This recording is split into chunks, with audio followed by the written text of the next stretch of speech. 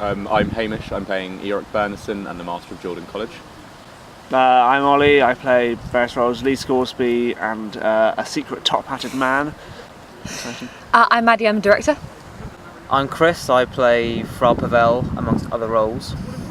I'm Hugh Johnson. I play a number of roles, including the President of the Consistorial Court of Discipline.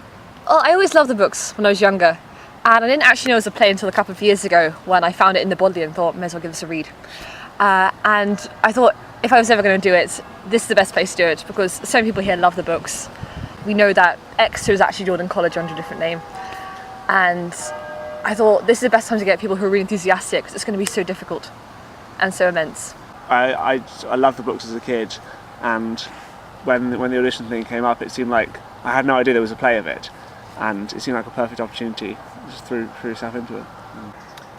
I think Pullman's series is effectively an attack on religion, on the historical effect that religion has had on human beings, really. So, in particular, the main idea behind his Dark Materials as a story is that there is this authority who's in some way suppressing human beings. He's keeping away certain things from them, like knowledge and that kind of thing. And the church doesn't want human beings to be affected by this dust, which, if they had the dust, would give them all this experience and arguably would make human beings better, or somehow more free choice. Yeah, it would give them more wisdom as well.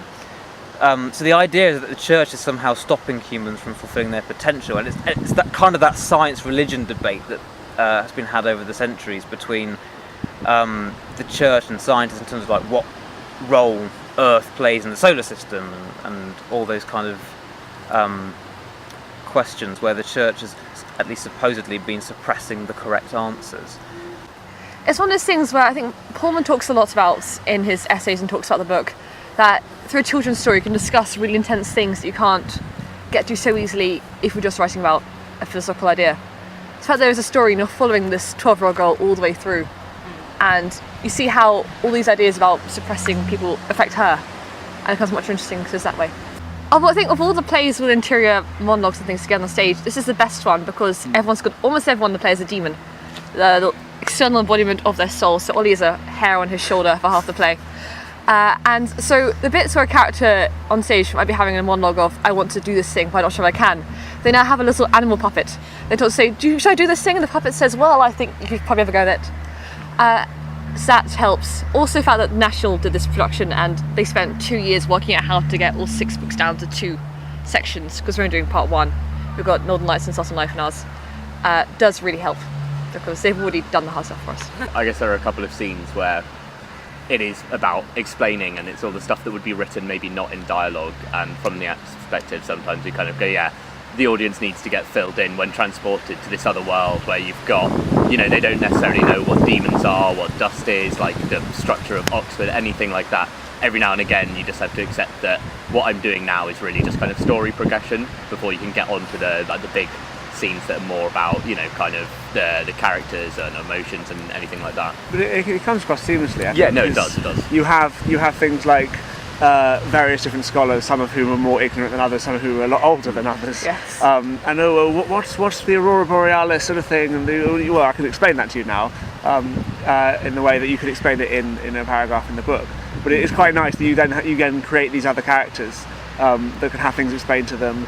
And you can have Lyra's process of understanding dust also tracked throughout the book, as she gets turns at explaining it to other people and things like that. You read bits in the novel where Pullman goes, and they walked up through the universe, and you go, why, Philip, why?